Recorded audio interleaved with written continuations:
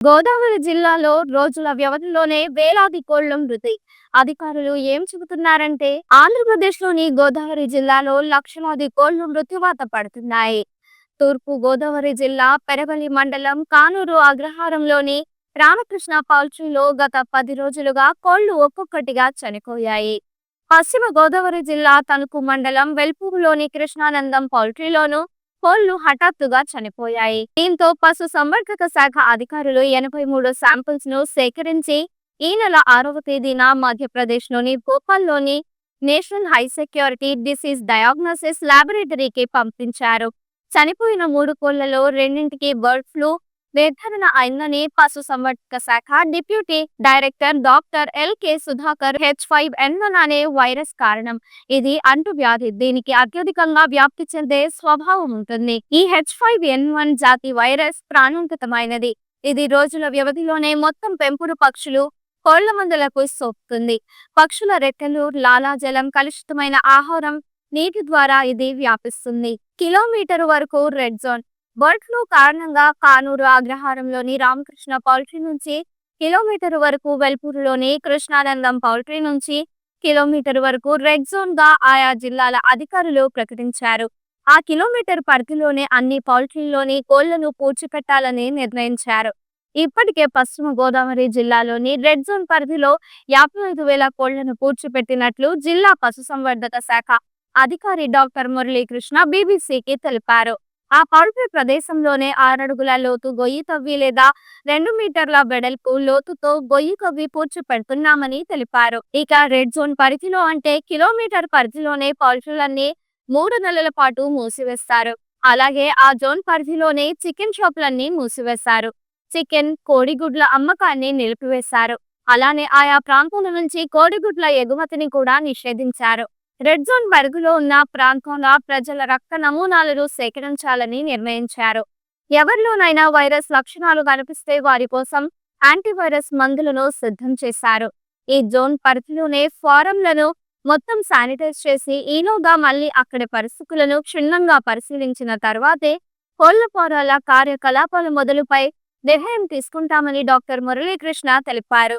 ఇప్పటి వరకు పశ్చిమ గోదావరి జిల్లాలోని రెడ్ జోన్ పరిధిలో రోజుల వ్యవధిలోనే 1,00,000 కోళ్లు మృత్యువాత పడ్డాయని, తాము పూడ్చిపెట్టాల్సినవి 55,000 వరకు ఉంటాయని పశు సంవర్ధక శాఖ అధికారులు తెలిపారు.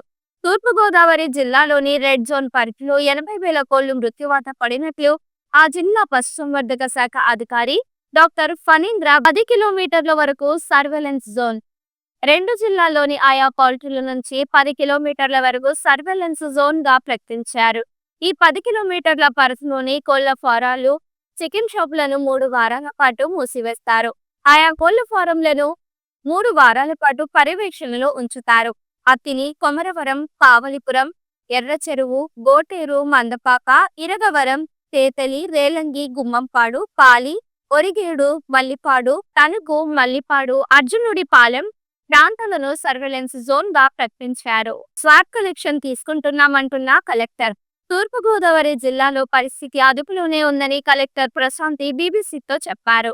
బర్డ్ ఫ్లూ అంటువ్యాధి కాబట్టి ప్రజలు అప్రమత్తంగా ఉండాలని, ప్రభావిత జోన్లలోనే ప్రజలు కొద్ది రోజుల పాటు గుడ్లు, చికెన్ తీసుకోవద్దని ఆమె సూచించారు. పౌల్ట్రీల్లోనూ, చికెన్ షాపుల్లోనూ పనిచేసే వారి నుంచి స్వాబ్ కలెక్షన్ తీసుకొని పరీక్షలకు పంపుతున్నామని చెప్పారు. అంగన్వాడీలకు, స్కూళ్లకు కొద్ది రోజుల పాటు గుడ్ల సరఫరాను నిలిపివేశామని కలెక్టర్ వివరించారు. బర్డ్ ఫ్లూ విషయమై మంగళవారం కలెక్టరేట్లో అధికారులతో సమావేశం నిర్వహించిన కలెక్టర్ వారికి స్పష్టమైన ఆదేశాలను జారీ చేశారు.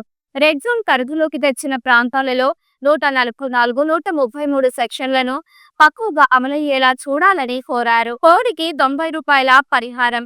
పశుసంవర్ధక శాఖ డైరెక్టర్ డాక్టర్ దామోదర్ మాట్లాడుతూ పరిస్థితి అంతా అదుపులోనే ఉందని, ప్రజలెవరూ ఆందోళన చెందాల్సిన అవసరం లేదని స్పష్టం చేశారు. భోపాల్ ల్యాబ్ నుంచి నివేదిక రాగానే సీఎస్ మార్గదర్శకాలు జారీ చేశారు. వాటిని కలెక్టర్లకు పంపగా యుద్ధ ప్రాతిపదికన చర్యలు తీసుకుంటున్నారు. నిబంధనల మేరకు చనిపోయిన లేదా పాతిపెట్టిన ఒక్కో కోడికి ₹90 పరిహారంగా అందిస్తామని దామోదర్ తెలిపారు. వైరస్ నిర్ధారణ అయిన 2 జిల్లాలకు పాటు కాకినాడ, డాక్టర్ బిఆర్ అంబేద్కర్ కోనసీమ, ఏలూరు జిల్లాల పశు సంవర్ధక శాఖ అధికారులను కూడా అప్రమత్తం చేశాం. ఆయా జిల్లాల్లోని కోళ్ల ఫారంలోని ఆరోగ్య స్థితిగతులను తెలుసుకోవడానికి ప్రత్యేక చర్యలు తీసుకున్నాం. ఎక్కడికక్కడ ర్యాపిడ్ రెస్పాన్స్ టీమ్స్ ను ఏర్పాటు చేసి బర్డ్ ఫ్లూను ఎదుర్కొనేందుకు సిద్ధంగా ఉన్నామని ఆయన తెలిపారు. ప్రజలు కూడా అప్రమత్తంగా ఉండాలి. ఎవరు భయాందోళనలు సృష్టించవద్దు. పౌల్ట్రీ పరిశ్రమపై ఆధారపడి లక్షలాది మంది రైతులు, కార్మికులు బతుకుతున్నారు. పరిస్థితి అదుపులోకి వచ్చిన తర్వాత మళ్లీ యథావిధిగా పౌల్ట్రీ నడుస్తాయి అని దామోదర్ అప్రమత్తంగా ఉన్నామంటున్న మంత్రి కందుల దుర్గేష్. తూర్పు, పశ్చిమ గోదావరి జిల్లాల్లోని 2 పౌల్ట్రీలలోనే బర్డ్ ఫ్లూ నిర్ధారణ అయిందని, ఈ క్రమంలో ముందు జాగ్రత్తగా 10 కిలోమీటర్ల పరిధి వరకు అన్ని రకాల జాగ్రత్తలు తీసుకుంటున్నామని పర్యాటక శాఖ మంత్రి కందుల దుర్గేష్ తెలిపారు. అన్ని విధాలా అప్రమత్తంగా ఉన్నామని, ఎక్కడికక్కడ మెడికల్ క్యాంపులు పెట్టాలని, శానిటేషన్ ప్రక్రియ చేపట్టాలని ఆదేశించినట్టు తెలిపారు. అధికారులు నివారణ చర్యలు తీసుకుంటున్నారని, ప్రజలెవరూ ఆందోళన చెందవద్దని ఆయన సూచించారు. రెడ్ జోన్, సర్వేలెన్స్ జోన్ల పరిధిలోనే కాకుండా మిగిలిన చోట్ల కూడా కోళ్లకు ఎలాంటి అనారోగ్య లక్షణాలు కనిపించినా వెంటనే వైద్య అధికారులకు సమాచారం ఇవ్వాలని కోరారు. ఈ వీడియో మీకు నచ్చినట్లయితే లైక్ చేయండి. మరికొన్ని లేటెస్ట్ అప్డేట్స్ కోసం వెంటనే మన ఛానల్ ను సబ్స్క్రైబ్ చేయండి. ఈ వీడియోపై మీ అభిప్రాయాన్ని కామెంట్ రూపంలో తెలియజేయండి.